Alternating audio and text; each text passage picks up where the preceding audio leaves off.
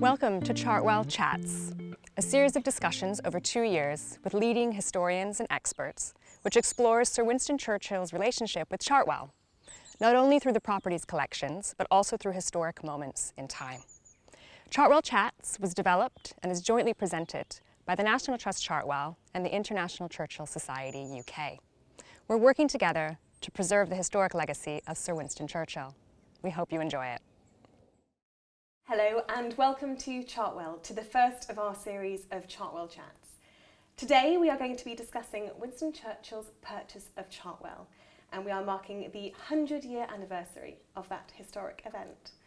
I'm here in the library at Chartwell and I'm joined by David Lough. David originally studied history at Oxford University and went into a career in finance, after which he founded a private banking business specialising in estate planning, investments and tax affairs. He brilliantly made use of both of those skill sets, and after a considerable period of research, wrote the critically acclaimed No More Champagne, Churchill and His Money. So today we are going to be talking about how Churchill came to have this house. So David, just before we start with that, could you possibly introduce Churchill's situation with his finances before he saw Chartwell, on the eve of it, you could say? Well, just before he bought Chartwell, and you could say it's the only reason he could think of buying Chartwell, was that for the first time in his life, he'd inherited some family money. And actually it was 2 lots of it in 1921. He inherited first when there was a rather dramatic train crash in the north of Wales. And on the train that crashed was a Londonderry, an Irish cousin of his from the Londonderry family. And they shared a great-grandmother, the Marchioness, the former Marchioness of Londonderry. And she'd had some money of her own.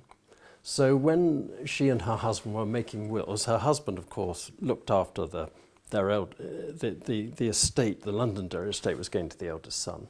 So she thought, I'd better look after the other sons.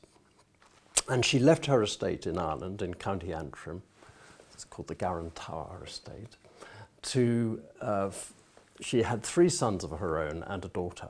And it was to go down the sons in the order of seniority and any children they had, and only if all of them failed to marry or have a son, would it then go to her daughter, who had married the Duke of Marlborough. And one after the other, her sons died without children. And the final son died in this train crash, no children. So it jumped across to the daughter's side of the family. The daughter's first child, or at least her actually, I should say her second son, but the first one who was in line for this was Lord Randolph Churchill, Winston Churchill's father. By then, Lord Randolph had died, and so the money fell into Winston Churchill's hands. And it was, after they'd sold everything up, he got a sum that was, after paying tax, it was £55,000 in money of the day, the equivalent today of about £4 million. And suddenly he found himself with more money than he'd had before, and he bought his first country house. Sometimes people think Chartwell's his only country house, but in fact he bought his first country house was Lullingdon, not very far from here, half an hour down the road, completely different from here in a way. The house was much older, and it's right down at the bottom of a basin. Whereas here at Chartwell, we're up on the top of a hill. So it couldn't be more different, but they loved Lullingdon. The family was very happy there. And the only reason he sold it about 2 years after he bought it was that he'd run out of money. He couldn't keep up 2 places, London and the countryside. So that was, he sold it at the end of 1919. And as I've explained, the inheritances came in 1921. And so with this new money, one of the things he wanted to do was was resuscitate this idea of a country seat. And why do you think at that moment in time, of all the houses on the market, it was Chartwell that captured his heart? Well, he'd looked at, he told his estate agent, who was Sir Howard Frank of Knight Frank and Rutley, he told him that he really wanted to farm. You know, he had this, he loved animals, and he had this rather romantic idea of living off the land, something that horrified Clementine. She never quite got used to this farming ambition. So one of the first things that Howard Frank showed him was a farm in Buckinghamshire, but he didn't fancy that. And then in the middle of 1921, he showed him Chartwell. He said it's not a great house, but it's got 70 acres of grounds, it's got great views, go and have a look. So he had a look, and I don't think there's any doubt that what captured him was this situation on top of the hill, the weald stretching down, sea for miles. Presumably it was a nice day. And he liked it, and he said to Clementine, who was staying not that far away with other friends in Kent, "You must come and have a look." And she came, and she loved it too at first sight. She said it's heavenly, and she was ready for what she called a little country basket, but she didn't like the farming bit. She just wanted the house, and that's what she said. "I wish we could just have the house." And we don't really know why they didn't get it when it went to auction in July or September 1921. I think the auction may have been in September. It was auctioned down the road in Tunbridge. We know the name of the pub, it was where the auction was held, but there's no records of the sale, but they didn't buy it, nobody bought it. Presumably it didn't hit the reserve price. Meanwhile, Clementine was pushing a seaside home at Frinton in Essex, where she used to go take the children on holiday. Winston normally made sure he wasn't on the family holiday and would go down to France and see his mate, the Duke of Westminster, go to his country place, do some hunting, go to the casinos. Very different sort of holiday he had. But he did agree in August 1922 to go and have a look at Frinton. Because Clementine had actually found a house. She said, it's got 10 bedrooms, it's got lots of bathrooms, it's available for £4,000. I think it's great. Mary thinks it's great. Come and have a look. And in fact, on September the 12th, just 2 days before, he was shown Chartwell again and made his first offer on Chartwell. She'd found another house in Frinton and was still pushing Frinton. But, as I say, his heart wasn't really in it. And in the middle of September, Howard Frank came to him because they had, another of his partners had the mandate to sell the house, and said, we're going to go to market unless we sell it first, but you can have first refusal. I've negotiated that with my partner. You can have first refusal at a price of £5,500. And Churchill said he thought for about 48 hours. Clementine was by now in the very final stages of pregnancy with their fifth child, Mary, and so he didn't consult her, which was later we discovered a bone of contention.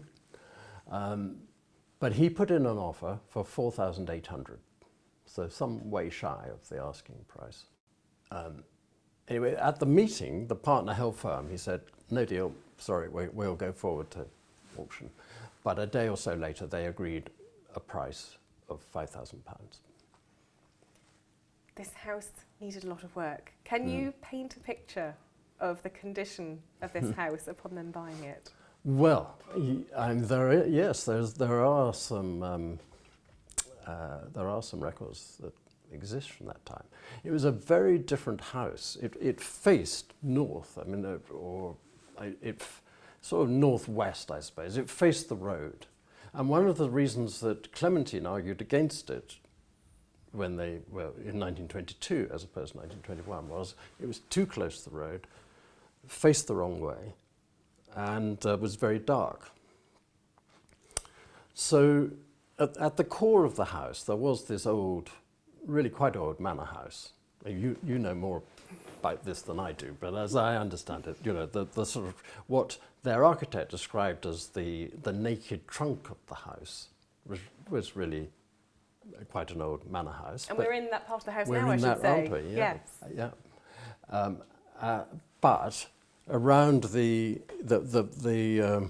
Victorian owners had added on some pieces, particularly on the roadside. So the whole sort of orientation of the house was to that side. Inside, they say that there was mould, very damp. I mean, I don't think that the dry rot was visible, but there was dry rot. Small rooms, no real entertaining rooms. I did once hear a story that the matriarch of the family who lived here before, the Cahoon family, used to have to, when reading her newspapers in bed in the morning, do so under an umbrella because there was that much water coming in from the ceiling. Yes. So it really was one of those houses where you think that view must have been what sold it. Absolutely been what sold it. And 70 acres, you know, which sort of played to his farming ambitions, and there were some sheep and there were some cows, a bit of dairy, and there was some chicken who produced some eggs, and he had this rather fanciful idea of living off the land. So, putting it into context, the Churchills have had this most extraordinary chain of luck that's led to this inheritance.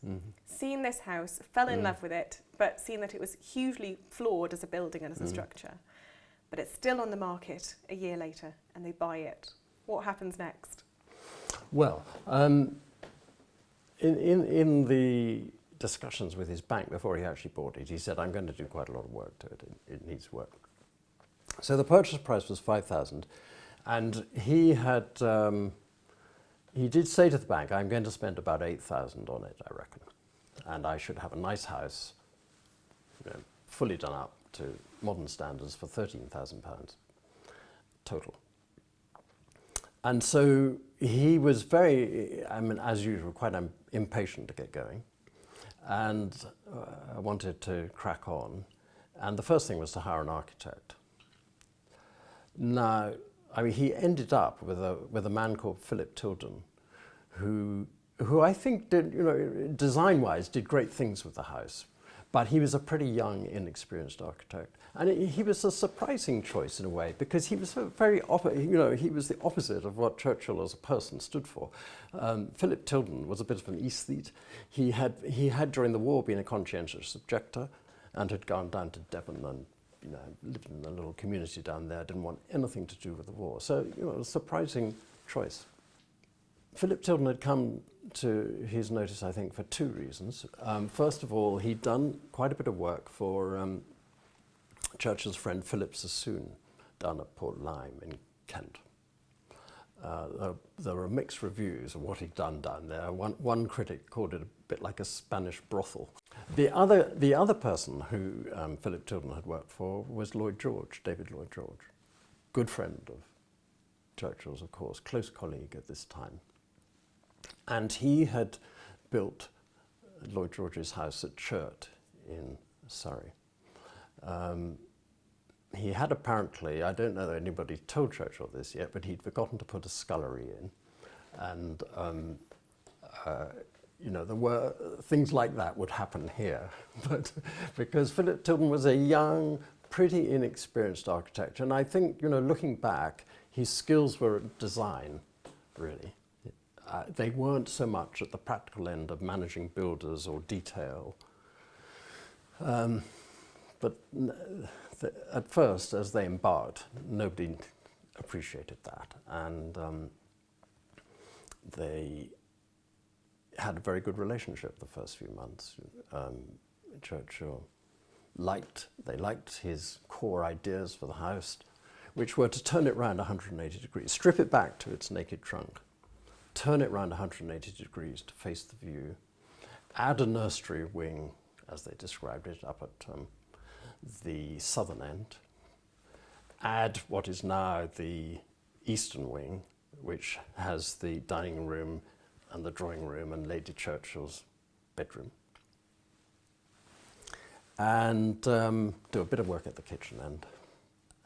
And importantly, flatten the side of the building that faces the road. Take off all these sort of extraneous porches and things, and you will have a flat face to the building, which helps the idea of turning it.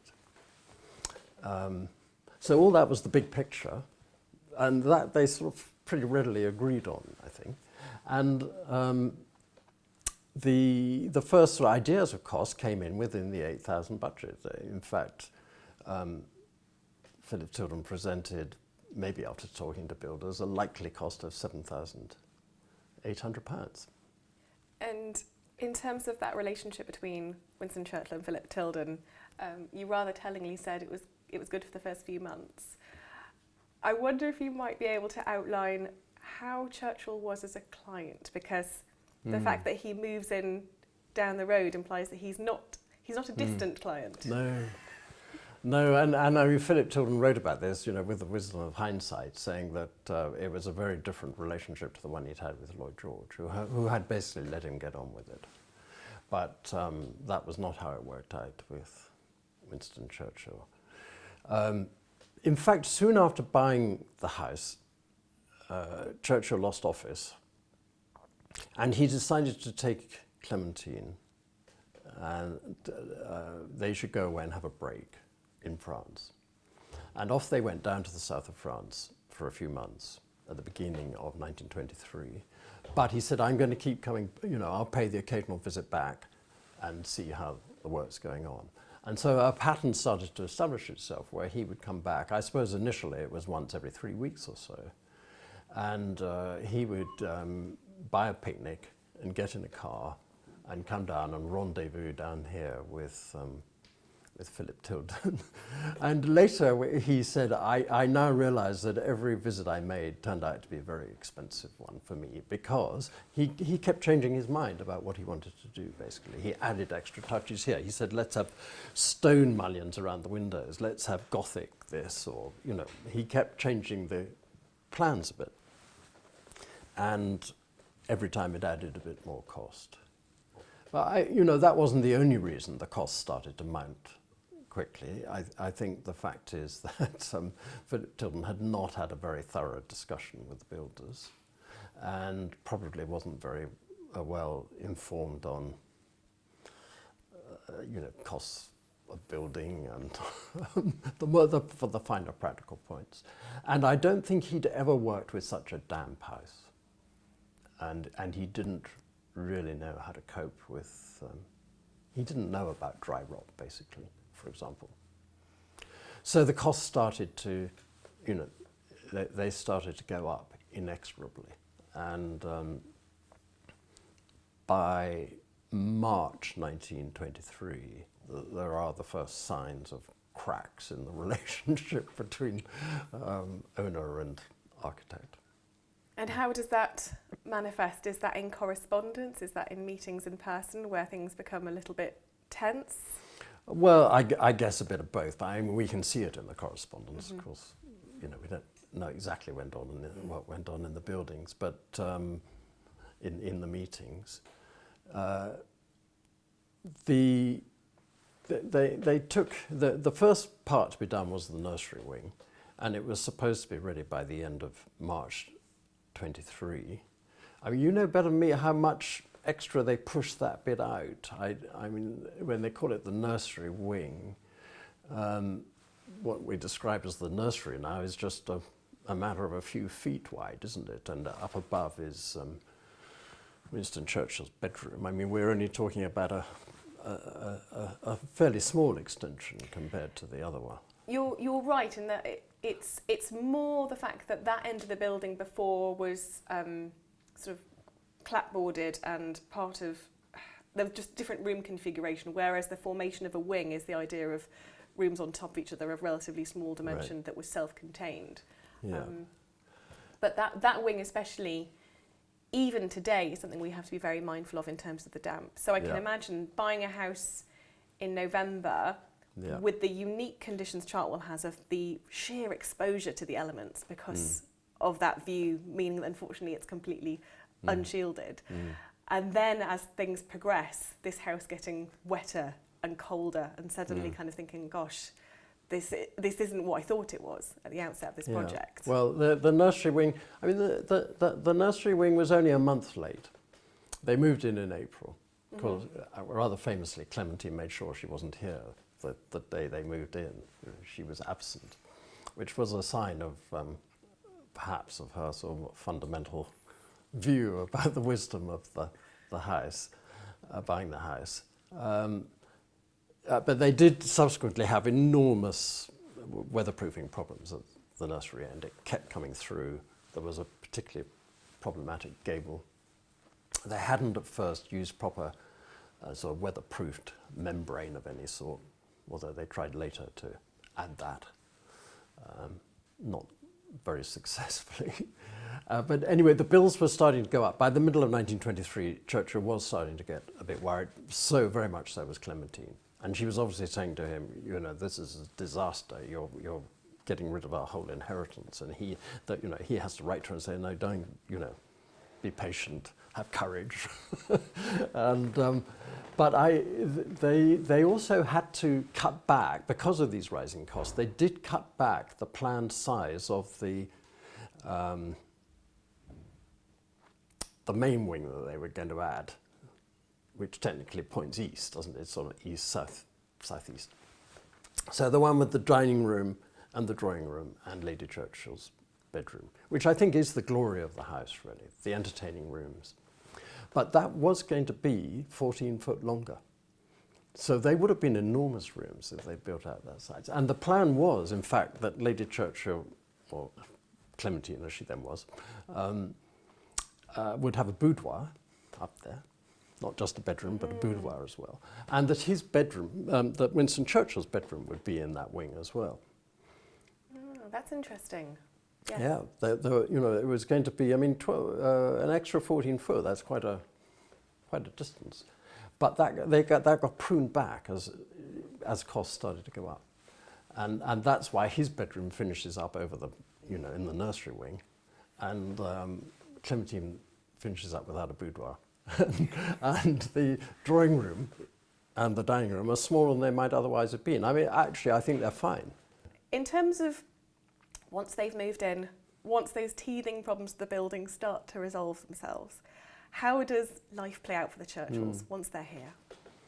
Well, I mean, their elder children were sort of 10, 11, you know, they were 12, and Mary was still tiny. So it was a house for a young family, but a young family who were used to having people coming in and out of, and being hospitable, and but not great big sort of formal society entertaining.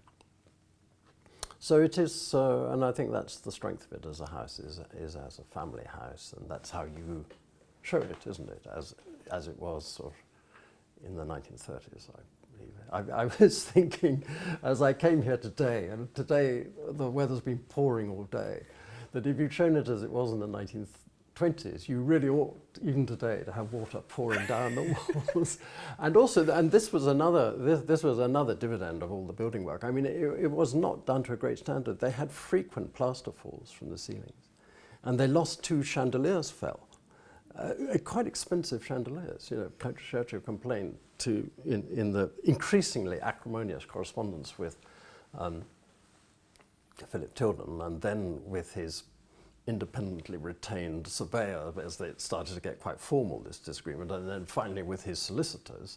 You know, he ran through this category of things that had gone wrong throughout the 1920s, basically, and one of them was a chandelier that had fallen, costing £40, which I suppose in today, you know, we're talking £3,000 chandelier, had fallen and shattered. So he tried to pin that to Tilden too. And thinking about numbers in terms of the money, so buying a house for 5,000, budgeting 8 on making it inhabitable and ready to move in. How does it actually turn out? So that's 13,000, Yes. right? It turns out at, like for like, it turns out at 30,000. 13 becomes 30. But then, he gave, as far as I can make out, he transferred at least another 10,300 to Clementine for furnishings, soft furnishings. So really it was a £40,000 project. So Against what he had told himself and his bankers was going to be a £13,000 project. And at one point, when Clementine was saying, what on earth are we up to? He said, well, look, I'm going to get Sir Howard Frank to come in and do a valuation. And this was fairly early days. He said, I can guarantee you he's going to come up with at least 15,000. And we will, by then he knew they were putting in 20. But he said it'll be worth at least 15. And, it's our home. You don't always make purely economic decisions about your home. Please, have courage, be of goodwill. And so Howard came along and said 12. And that was a bad moment. The house, during the 1930s, as you know, they had a lot of financial problems, really one after the other, and their debts were mounting. And it got to the point where really the only solution seemed to be to sell Chartwell. And of course, Winston Churchill was very reluctant to do that because he loved it as a home. He loved it, and he put so much into it. But he agreed it did seem to be the only way out. But he insisted he would only do it if he got a fancy price. And he was looking for 30,000. But, it was quite obvious they couldn't get that, and he brought it down to 25,000.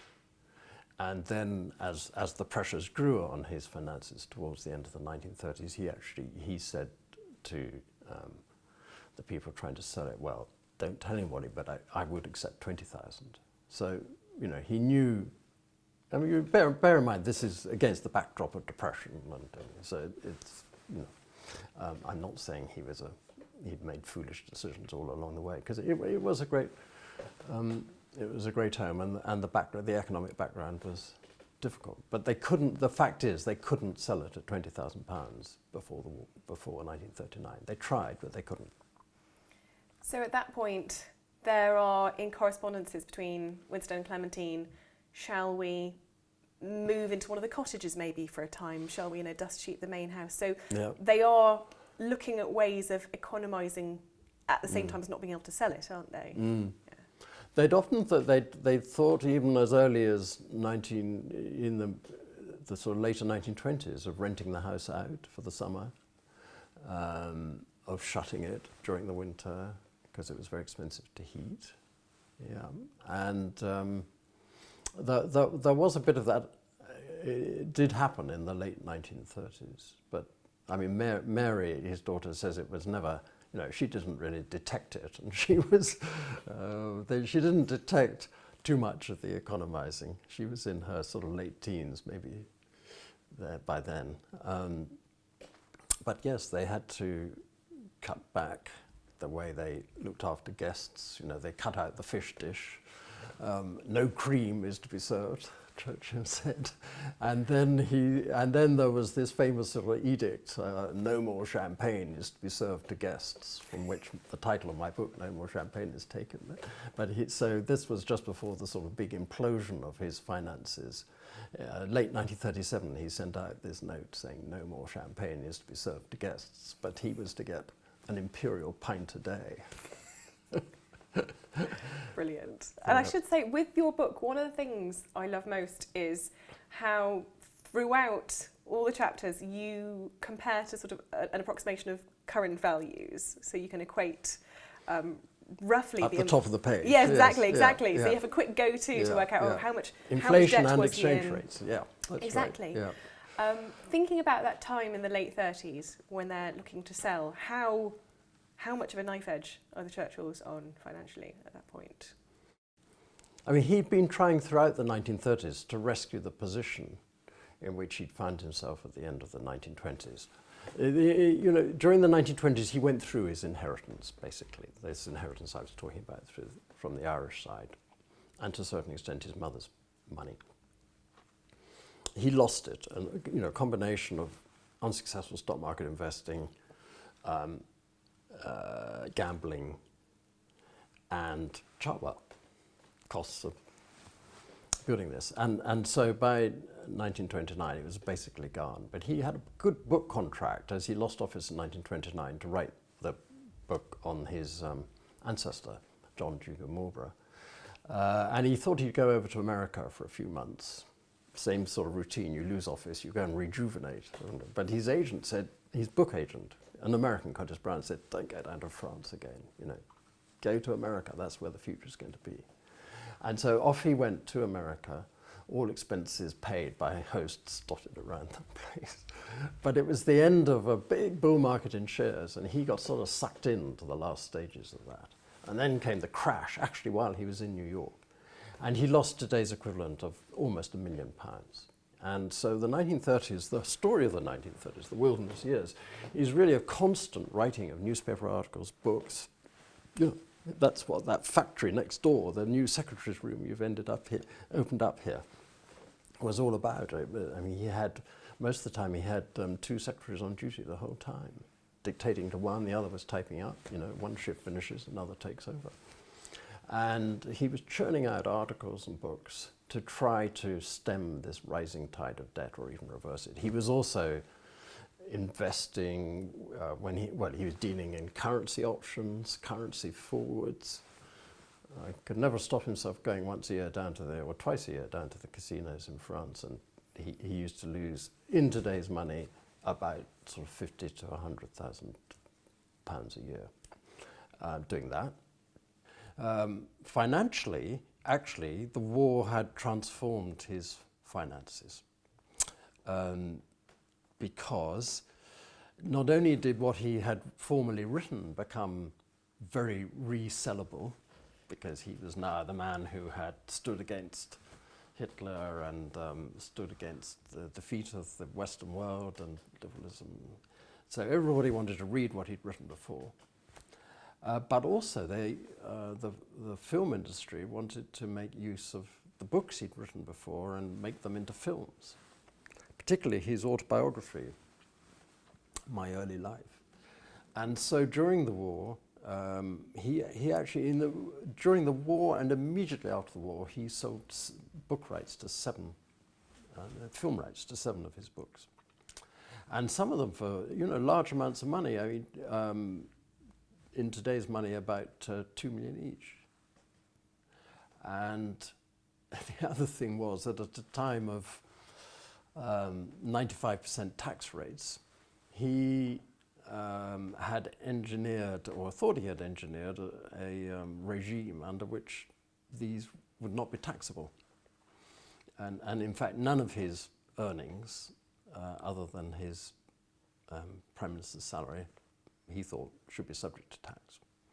I have to say the Inland Revenue disagreed. That's the taxation authority here. And they did assess him to tax on his reprinted articles, etc. But some of his advisors said to him, we think it's worth challenging them. And it took Churchill quite a little while to decide whether it was appropriate for a sitting Prime Minister in the middle of the war to challenge the Inland Revenue. But, you know, his finances were still very stretched at the time, and there was a lot of money at stake. You know, the difference between keeping 6p in the pound is that there was, i.e. 5% or 100%. And he decided to go for it, and he mounted a challenge to the Inland Revenue. And the first stage of these sort of challenges is heard by a tribunal formed of laymen, as solicitors or sort of professional people. And I think Winston Churchill's calculation was that a body of laymen like that would probably find for him, you know, in his favour. And that's exactly what happened. They found in his favour. And at that stage was all private, which is the only reason that Churchill had embarked down it. The next stage was the Inland Revenue had to decide whether to go to what's called a special tribunal and appeal it, basically, at which point it would become public. So the Churchill was taking the risk that if the Inland Revenue did appeal, it would all become public knowledge. But in fact, the chairman of the Inland Revenue, a man called Sir Cornelius Grigg at the time, told his senior people. His senior people said, we've got to appeal. He's riding coach and horses through this here. We must appeal, otherwise the whole system's going to... But the chairman went away for 24 hours, came back, and he wrote them a one-word memo. I think the best memo I read in all my research on this subject. And his one-word memo, which is in a file in the National Archives, simply says, acquiesce. So they decided not to appeal, and Churchill had his way, and from then on he didn't basically declare any of these sort of earnings on his tax form. They came back in the summer of 1945, and then there is this idea flying around of selling Chartwell. But you... Well, I'm saying, I mean, I think what happened, Catherine, is that he was a bit down in the dumps, you know, at the end of the war, because he'd just been unseated. He'd lost the Conservatives had lost the election big time in July at the end of the war, which seemed like a huge, almost a dagger in the heart, the man who'd put so much into winning it. And the Russians were trampling all over Central Europe, and he saw that as a real threat. And he was a bit depressed, you know. He was a bit down, and he undoubtedly said to his friend Lord Camrose, who by then was his sort of main financial fixer, Brendan Bracken, having said, I must get on with something else in my life. He said to Camrose at some point, you know, I'm not sure whether I'm going to be able to continue at Chartwell. It was a sort of throwaway line, I think, a bit depressed. But Camrose treated it as a real risk, and he thought, this is ridiculous. You know, here's this guy who has led us to victory, put everything into it. In the old days, even up to the end of the First World War, they used to reward victorious generals with huge prizes, large sums of money, but not prime ministers, and there was no question of that sort of reward at the end of the Second World War. So I think Camrose thought, we must do something about this, and he conceived the idea of making an offer to buy Chartwell so that the Churchills could stay here. And they could stay here for the rest of their life. They could live, they'd still have to be responsible for stuff that went on in the building, but all the external stuff would be taken care of. And basically the property would become owned by the National Trust. If they bought it, they would hand it over to the National Trust. So he went around, Lord Camrose said, I'll put in the first dollop. And he went round the sort of chairman of the Merchant Bank. His next stop was the chairman of the Bank of England, and he got him on side, and then sort of with that he was able to go around the chairman of all the big banks and say, you know, the chairman of the Bank of England has done this. What about you? Are you in? And then and he moved out, and he had no difficulty in putting together. In the end, they paid $50,000 for the house, didn't they? So the house had failed to sell at $20,000 in 1938, but they said, here's $50,000. And then they raised more money, about another $35,000 or $40,000 for an endowment to help with the running costs. I think they raised over $90,000 in the end.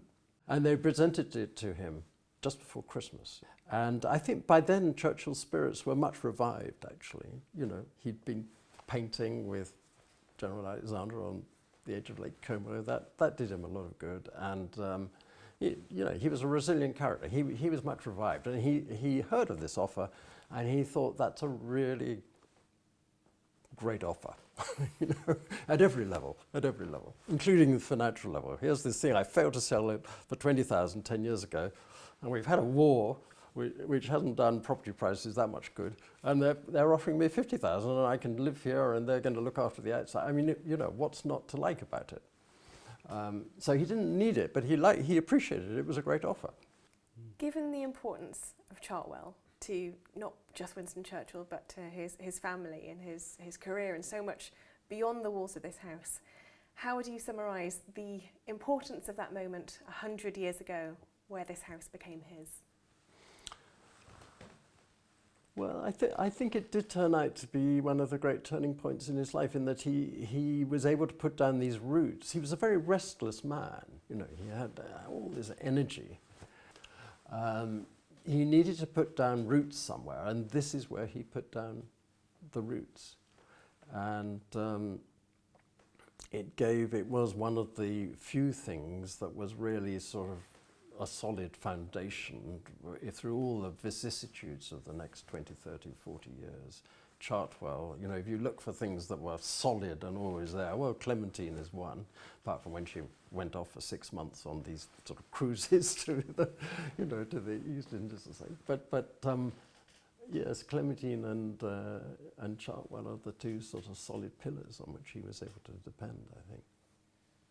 I can't think of a better note to end on. Thank you so much, David. It's been an absolute pleasure chatting to you today. I've thoroughly enjoyed it. Good. Thank you, Catherine.